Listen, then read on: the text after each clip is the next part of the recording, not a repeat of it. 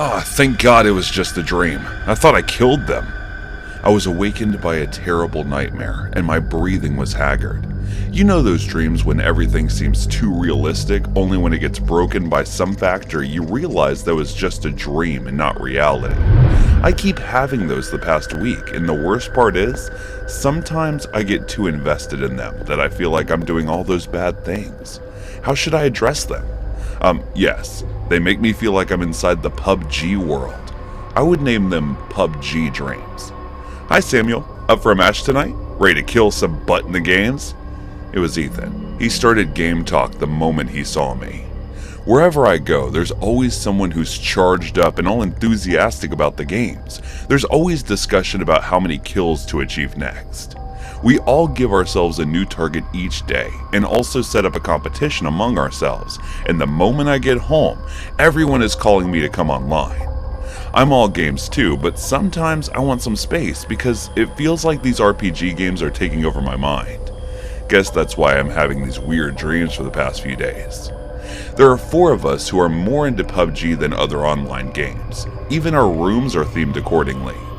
Each one of us owns the game's costume, including a helmet, camouflage bag, and medkits in our room. Mine is placed right inside the study table. We have a fake replica of AWM M416 and a few pistols decorated on the armory portion of our walls. There's a good thing about all this, and it's that even in my sleep, I'm subconsciously aware of my surroundings. So whenever I'm dreaming and I hear a sound, I feel like I get up, pick a pistol from my armory, and move around similarly as I do in the game. Anyway, my exams are just around the corner, and because of all the gaming with my friends, I'm not able to focus on my studies at all. At this rate, I feel like I'm going to fail, and if I do, trust me, my father is going to kill me. It's not like I don't want to study, but whenever I pick up my book, it's either Mason, Ethan, or Carlos. Someone is constantly giving a call and asking for a match. Even though I know they only do this to increase their ranking since I've never lost a single game and am an MVP player, I have a weird personality where I cannot say no to anyone. It doesn't matter what the situation's calling for. If anyone's asking me to do something, I would always say yes. You can call me people pleaser if you want, but that's just how I am. This is why even when the midterms are over our heads, I cannot stop playing the game. Sam, what are you doing? You know there are only 4 days remaining till the exam, right? I was in the middle of the game when my father sneaked up in my room and started scolding me. He wasn't supposed to come today, so what in the world is he doing here? I was just taking a break, Father. My voice broke as I made up a weak excuse. Huh? You're saying you were studying before this? He crossed his arm and asked while raising his eyebrow. Now, for those of you who don't know, my father does this whenever he's suspicious of me, or he knows I'm lying about the topic in discussion. Also, he's in the army, so most of the time he's away from home and doesn't come often. This is the main reason I get away with so many things despite him being so strict over everything. But I have no clue why he came today instead of 3 days later. For the days that are left, I'm calling over Pedro's sons to have study sessions with you. Understood? Yep, he has caught on to my lies. That is why he's calling over those 2 nuisances. Let me tell you a little something about Uncle Pedro's twins, Brandon and Blake. They're not only just any bookworms, they are like buzz killers. If anyone's in a fun or good mood, they always say things that ruin it. I hate those 2, and my dear father knows it very well. His way of punishment is always bizarre, such as this one. The only reason for him summoning my sworn enemies are because I lied and haven't been studying, and as my punishment, he has summoned them. And their presence means I won't be able to get a single moment to have fun. Hell, I won't even be able to get a chance to breathe freely. I feel pressured wherever such well-mannered know-it-alls are around. Makes me feel self-conscious. Anyway, so the next day when I woke up, Father had already gone back to his post, and guess who dropped by in the afternoon? Brandon and Blake. They came in like they owned the house and went directly into my father's study. Now, if you don't want them to snitch on me to Father, I had to study as well, so I grabbed my book and followed them. As I was studying, all the while getting annoyed by 2 unwanted presences, I couldn't help but think about what others might be doing, and my mind drifted off to the game. Focusing on books was getting harder, and my migraines started to hit off, so I decided to take a break for a quick nap. It was around 5:45 p.m., and thinking of a 15-minute room, I headed to my room. The moment I closed my eyes, I drifted off to sleep, and within a few moments, I was having a dream. In that dream, this world where we lived was the map of PUBG, and the people surrounding us were players whom I had to kill. Since I couldn't play the game all day on PC, enjoying it in this dream wasn't all that bad. I moved around the house, and the only thing I could find was a pistol. For some reason, I knew the weapons in my room were replicas, but since it was a dream, they should work fine. Nonetheless, I grabbed whatever weapon my mind thought would work and headed forward to find enemy players. The only people I spotted were the twins. Even in my dream they looked annoying. Blowing their heads off was going to be fun. I was going to take headshots on them. I hid behind a door and aimed the pistol towards Blake's head, and then bang! He fell on the floor. And Brandon started to look around to see where the firing came from, so I hurried before he could take out his weapon and took a shot at him as well. He fell lifeless on the ground, but something felt weird. They didn't become crates as I was expecting. I rushed towards them and looked around. Is this not one of those dreams I keep having? The moment this thought crossed my mind, my face immediately started to turn pale. What did I do? Should I run? Should I call for help? But they will know I killed them. How should I explain this to Father? No, this can't be real. Every single time I have these, they always seem this real, but know all too well they aren't. Maybe because this is not the actual game, but inside my dream. That's why they haven't turned into crates yet. Maybe if I wait a bit longer, they will turn. Should I just go back to sleep? Yes, I should. I should go back to my room and sleep. And I know, just as always, I would wake up from this nightmare any minute now. With all these going on inside my mind, I strode back to my room without even caring to put the pistol back and laying on my bed. I dozed off as I closed my eyes, but instead of waking up on my own, someone else shook me awake. I looked over the man standing right in front of me, and it was Father. Phew, thank God it was a nightmare. As I thought that, I noticed my father's pale face as he stared at my hand. What is he looking at? I followed his gaze and found myself holding the pistol. What? No, this can't be. But that was just a nightmare. Father, I thought, it was... Before I could explain myself, he walked out of my room while locking it behind him. No, Father, listen to me. I swear I didn't do this on purpose. Father! I banged on the door while screaming in an attempt to explain myself, but he didn't give me a chance to explain. There was no other choice but to wait for what was to follow.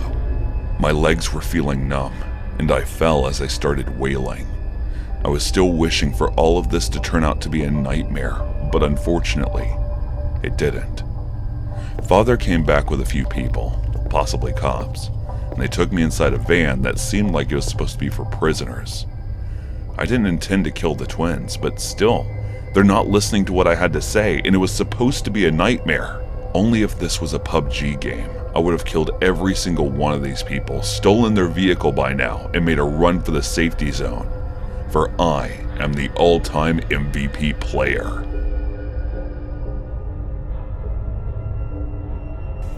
Hey guys, thanks so much for all the support. If you haven't subscribed to the channel yet, please feel free to do so. Gaming had always been the kind of thing that made me feel good while doing it. Whatever screams and arguings my girlfriend threw at me, I would always cool myself off by playing a few online games.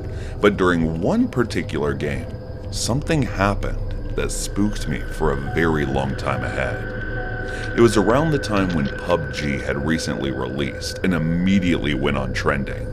The hype for the Battle Royale game was so at its peak that those who weren't even gamers started to give it a try. I was also one of those who slowly became addicted to the game, and I would be online trying to get the maximum kills whenever I got the chance. That night, I was playing with a bunch of strangers, and we were hiding and killing off other players in the Georgia pool. I was genuinely enjoying the game with a total of 7 kills in the score for me. After a few minutes, the circle started to close, so we got a car and headed toward the shooting range.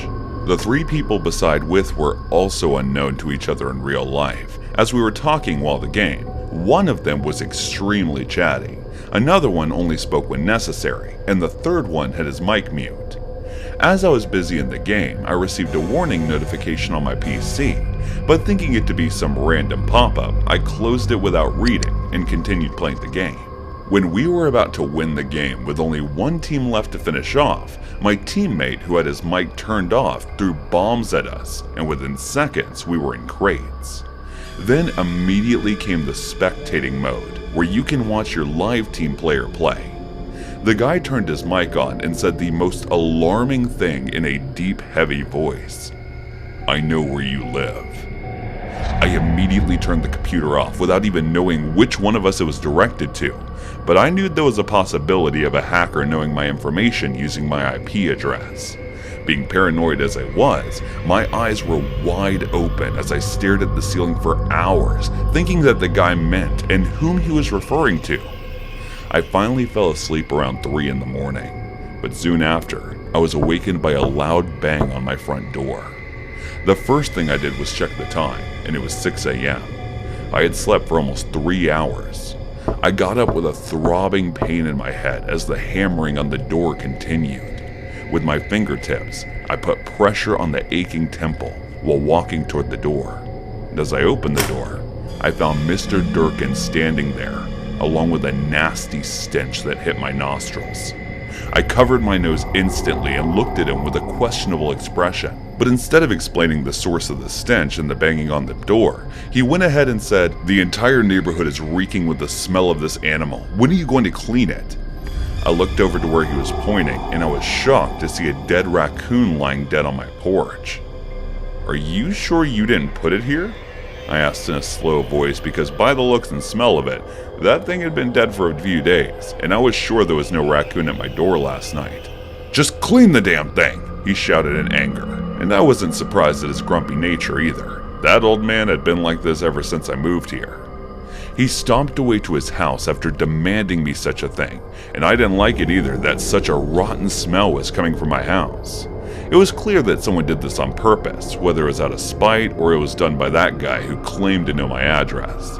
Despite being a guy, a few turns of events in the past had made me a bit of a clean freak, so I went inside since there was no other choice but for me to take care of this mess. I couldn't believe what I had to do first thing in the morning. After grabbing a garbage bag and a few cleaning supplies, I went outside and cleaned the dead animal. I wrapped the bag tightly and threw it in the can out front, knowing the truck would be here anytime soon to pick up the trash. When I was done, I went back inside to take a clean shower because it felt like the stench had clung to me, and I needed to remove it soon for I have OCD and was unable to stand even a slight dirt on me. After the shower, I went to make myself breakfast, but I still could not shake this unnerving feeling off. It was too weird to be just a coincidence. First, a player in the game hacks my IP address to gain my information, and now this. There was nothing to ease my mind except for me to play games, and with the information last night, I was having second thoughts on whether I should do it or not. Right after finishing up my dinner and putting the dishes in the dishwasher, I went back to my room and turned on my computer. The first thing I did was to scan my computer for any virus, and then I contacted one of my friends who was skilled in hacking and stuff. I asked him to look into it and check if someone had tried to hack my PC using my IP address. After an hour or so, he dropped by my house to check after about 15 minutes of doing something over it. He gave me a thumbs up that there was nothing wrong with it. Marcus was a trustworthy guy, so if he said it was clear to go, then I believed him. He said to be careful while playing online. Mostly his advice was to not play anymore. I just gave him an agreement nod while saying goodbye. It's not like I stopped playing games after that. Instead, I took a precaution while playing and continued my online quest. Nothing of the sort happened after that, nor did I meet anyone who claimed to know where I live. That left me wondering if it was I to whom the man was referring to that night, or if it was someone else who had fallen prey to someone's nasty schemes. Regardless, if those events that occurred to me were a mere coincidence or a try to scare me off, still makes me fret over such possible manners. I just find myself lucky that I was safe from online crimes. Every year, we go hunting up in Millerville, Alabama, where my in-laws have a cabin. I come from New Hampshire and spend most of my time outdoors in the woods growing up, and I don't scare easily. However, I don't know what it is, but those early morning and after dark walks to and from the hunting stance in the Alabama woods scare the daylights out of me. There's something different about the woods there that I can't put my finger on. I just kind of always felt uneasy. So this one area that we hunt has an old abandoned house on it. My brother-in-law told me that it was the old Alexander place. He said when he was very little, he remembered going there with his dad. I guess they all got to go drinking, and old man Alexander pulled out a gun and just shot himself through his foot for no reason other than he was absolutely crazy, I guess. My father and brother-in-law booked it out of there. And so, my first trip hunting up there, he showed me the hole in the floor. I guess about 15 or so years later, old man Alexander dies. His kids didn't want anything to do with him, so he died out there all alone. In fact, they didn't find his body for a couple of months because no one ever even checked in on him. Apparently, he got dressed in a Sunday best, laid down in his bed, and pulled the trigger. 1 year after that, I got out of my stand from my morning hunt, and I decided to make a pit stop over at the old Alexander place. The trail to my stand runs along a creek bottom and is about 3 miles from the hardtop, about 2 miles from the hardtop on the same trail as the intersection that leads to Alexander's place. It goes for a good mile and is completely overgrown with just enough room to go through with my Honda. Started to get creepy down there when the house finally comes into view. Now, I know it's been about 5 or 6 years since I've been there, but the place was decaying fast. I forgot how spooky it was down there. The place is in the bottom of a hollow, all overgrown, extremely dark. The house was covered in kudzu, and a big tree had fallen and caved in a large portion of the roof. I shut off my four-wheeler, and right away I'm freaked out by the complete and total lack of noise. No birds, no chipmunks, nothing. Not a sound. I get to the front door and open it up. The floor is covered in leaves and pine needles from the hole in the roof. It's dark, dank, and musty, and smells a little of rotting flesh. I reason to myself that there's probably a dead animal under the house, or something, and continue about. This house is pretty small, with one room for the kitchen and living room, and a single bedroom and bathroom off to one side. Now, at this point, my mind is telling me to just get out of there. But my sense of exploration wouldn't listen to reason. I started poking around. And I'm amazed because everything seemed to be just as old Alexander had left it. Granted, he'd been gone many years and things were rotting away, but it looked like it hadn't been touched. I started to wonder about what he did to make his family just straight up abandon him to the point that they didn't even come around to scavenge for things to sell, just left him to decompose, and then found him and abandoned the house afterwards. Now, you have to understand something about me. I've been an antique collector for years, and in particular, I collect old pictures and period frames. As I look around me, I see beautiful old family pictures set in very ornate original wooden frames. 3 of them are in the bedroom and in perfect condition. The others are in the living room, where the tree crashed through the roof. Those portraits were ruined, but the frames were still intact for the most part. So for the next hour, I started digging through the paperwork, reading letters, looking at closets, and such like that. I'm totally engrossed and almost unaware of everything around me. I end up looking in his bedroom, looking under the bed, and I pull out an old box of letters that old man Alexander wrote to his wife during the war. I sit down on the old mattress and start reading for about half an hour, I guess. I'm halfway through this one letter, and bang, the loud echo of a gun goes off. And it sounded like it was right in the room with me. I could even feel the concussion. It was so close. Now, if anyone has ever heard the effects of a gunshot in the house, then they know that there's a big difference between in the house and right outside the house. And this was definitely in the house. And it felt like it was in the bedroom that I was in. I pretty much froze for a couple of seconds, and actually slightly peed myself. At first, I didn't know if it was my brother-in-law messing with me, or some crazy mountain man shooting wildly. My rifle was in my car outside. So if that second part was the case, I was screwed. I took a decisive course of action and ran out of there. I jumped in my Honda and white-knuckled that sucker all the way back to the cabin. I got there and told him the whole story. Of course, they immediately wanted to go back there and check it out.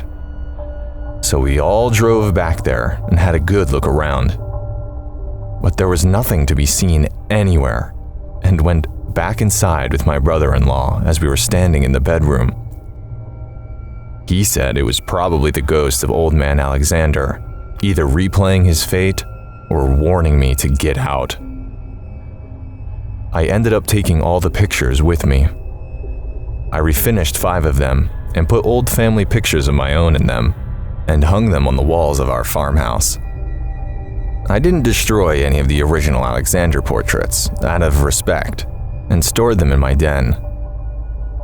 The last portrait is of old Alexander himself in an ornate and convex glass frame, and it hangs intact in my foyer. It may sound kind of creepy to you, but it felt right to me. I think he may approve as well. I haven't been back there since that day, and I never will. But every time I get out of my stand after dark and ride my four-wheeler past the Alexander intersection, I put the high beams on and pin it all the way back to the cabin. Do you remember your childhood? Do you remember the games you indulged in as a child, playing hide and seek and playing tag? Some of the sweetest memories of your childhood, probably. But mine are a bit different. I was born in a household of 8 siblings. It was the late 50s. I was the youngest. The oldest brother was 16 when I was born, and I remember the hazy image of my father, a tall guy, wearing a yellow check shirt almost every day, and always returned home drunk. Did not bother to ask us anything. I was too small to remember it all. But this is what my mother recalled about him whenever I asked. She told me that he never picked me up or cradled me or talked to me. I have no regrets of it. This is the story my elder brother told me. And this story was the reason we all split and were sent to other families. It all happened at the beginning of the 60s. My sister Lucille, my brother Daniel, my other brother Lawrence, and my elder brother John, they all were out in the backyard. I think they were playing tag or something like that. It was then that our neighbor knocked and he gave the 2 tickets to my mother. They were the tickets to see Elvis perform. Now, if you know who Elvis is, then you must know that what big of a deal it would be to see Elvis perform. Now, there were only 2 tickets, but there were 4 of them competing for the tickets. Everybody wanted to go, but no one was ready to back out and give the ticket to their brother or sister. My parents were conservatives, so there was no chance that they would let them easily just have the tickets for Elvis' show. So they begged and begged to let them take it. When my father returned, my mother told him about the tickets, and my father was pretty adamant about tearing up the tickets. And he said, "Well, this is devil's music. Unless y'all are the devil in disguise or worshiper of it, I would not let you go." My brother John spoke up and said that this is not devil's music, and raising a voice to your parents was surely the easiest way to get smacked. But my father had something completely else in his mind. He took the tickets and raised it over a glass jar and said, "Well, all right, if you want the tickets, you have to earn it." And that is when we put on a wager. It was simple. All 4 of the contenders will be participating in a series of games, the children games, and the last 2 standing will get the tickets. At first, the kids were relieved, and they just presumed it would be an easy bet since all they had to do was probably run or hide or do all the stuff kids do. So the first game was tag. Now, tag is an easy enough game, but our sinister parents had something completely else in mind, and they made our siblings go barefoot. And then they were made to compete in tag. At first, they didn't really understand the seriousness of it all, but it hit them. As they were told to play tag in the hot gravel and sun, and as they did, blisters popped and burned their feet. As everybody except my eldest brother gave up and went back inside. But that wasn't enough, and they set on the witch hunt. Now, it was the turn for hide and seek, they said. But as they were hiding, my parents would pinch the sibling hiding or inflict some sort of pain to get them to give up their location. But my siblings were tougher than the usual and would do everything to not give up that. Eventually, by the time game ended, Lawrence gave up and closed himself in the room, crying endlessly. But the 3 were still not ready to give up on Elvis. About 3 more excruciating games later, my brother decided that it was enough, and in a ruse of the game, he went on to call the police on my parents. And my siblings to this day recall that it was the right decision to make. None of them got to see Elvis live, but they were very much happy that they all get to be away from the abusive parental relationship. Now I watch this Squid Game, and I am remembered of the time this all happened. Later on in life, we did make our peace with Mom. She was very sorry for everything that had happened. But my dad was just another level of scary and crazy.